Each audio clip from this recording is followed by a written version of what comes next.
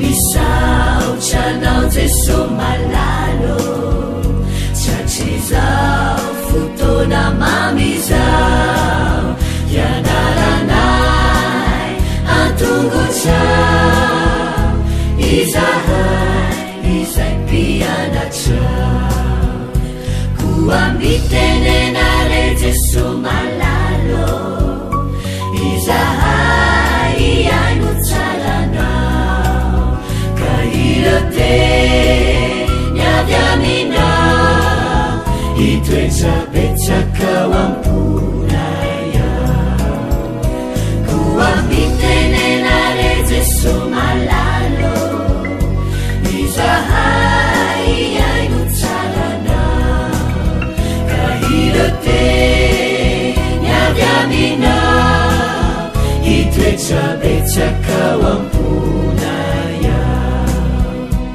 iroteny avy aminao itoetrabetsakao amponaya.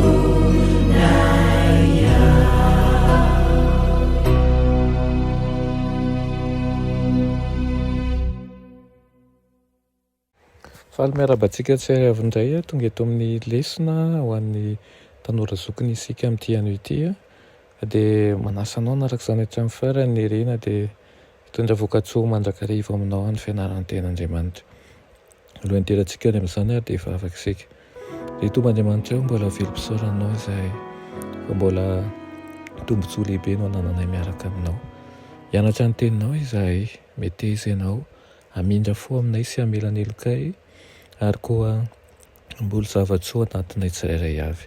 Anaran'i Jesosy, amen. Lohateny lesona antsika androany dia manao hoe manandratra ny mpamonjy. Manandratra ny mpamonjy. Ny tompo eo noho ny famindram-pony lehibe dia nandefa hafatra sarobidy indrindra ho an'ny vahoakany tamin'ny alalan'ny loholao Wagoner Jones. Io hafatra io dia natao ampiseho miharihary kokoa io natrehan'izao tontolo izao ilay mpamonjy nasandratra. Ilay fanatitra noho ny otan'izao tontolo izao, izy io dia nampiseho ny fahamarinana amin'ny alalan'ny finoana, ilay antoka sy nanasan'ny olona mba handray ny fahamarinan'i Kristy izay miseho amin'ny fankatoavana ny didin'Andriamanitra rehetra. Maro ny tsy nahatazana an'i Jesosy intsony, ilain'izy ireo ny ampitodiana ny masony ho amin'ny maha-Andriamanitra ny Kristy, ho amin'ny fahamendrehany, ho amin'ny fitiavany tsy miova ny taranak'olombelona. Omena ho eo am-pelantanany ny fahefana rehetra, mba azahoany mizara fanomezana sarobidy amin'ny olona. Dia ny fahamarinan'ny tenany ho an'ny olombelona malemy. Io no hafatra asain'Andriamanitra omena n'izao tontolo izao. Io ihany koa no hafatry ny anjely fahatelo izay tokony hotorehina amin'ny feo mafy omban'ny fandrotsahana ny fanahiny amin'ny fatra be dia be. Natao iseho amin'ny fahombiazan'ny asany amin'ny mahazanako ny nofinoana azy ny mpamonjy nasandratra izay mipetraka eo amin'ny seza fiandrianana. Mandrotsaka ny fitahiana tsy hay tombanana dia tombotsoa novidiny tamin'ny fahafatesany ho amin'ny fanahy tsirairay izay mino azy. Tsy nalaza an'izany fitiavana izany John, lalina loatra izany ary lehibe loatra, miantso ny taranak'olombelona rehetra izy mba hibanjana an'izany. Solovava ny fiangonana ao amin'ny fitsarany lanitra i Kristy, solovava ireo izay novidiny tamin'ny ranotenany izy. Tsy mahalefy ny herin'ny fanatim-panavotana nataon'i Kristy ny fifadimbiasan'ny taona sy ny taonjato. Natao omena ny fiangonana amin'ny fomba mazava sy miavaka tsara ny hafatra ny filazany tsara ny fahasoavany, mba tsy hilazany izao tontolo izao intsony fa tsy miresaka afa-tsy amin'ny lalàna ary ny lalana hatrany ny fiangonana adventista amin'ny tanjona ny andro fahafito, fa tsy mba mampianatra ihany koa na mino an'i Kristy. Tsy maintsy aseho hitan'ny olona ny herin'ny rany Kristy izay manavao sy manome hery mba azahoan'ny finoana mamitsika amin'ny fahamendrehan'i Kristy.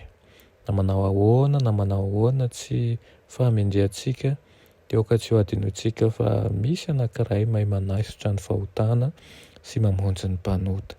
Dia ny fahotako rehefa ekena eo anaty an'Andriamanitra amin'ny fo toritory dia tena esoriny tokoa. Aoka noho izany a, andray mandrakariva any Kristy isika ary tsy hisalasaly fa izy ny tompo sy mpamonjy antsika. Amen. Vavaka isika, sotranao zay ray fa mbola menao an'izany lesona izany indray amin'io. Misaotra ny amin'ny fitiavanao, misaotra ny amin'ny famonjenao, misaotra satria tsy lany mameny ianao. Tompo, tianavao ny fanoloran-tenanay izay aoka ianao ho jiro manazava ny fiainanay, ho loharano hiboiboka ao anatinay ka ny fitiavanao aneho fitiavanao, ho fitiavanay ny fanirianao aneho fanirianay. Amin'ny anaran'i Jesosy. Amen.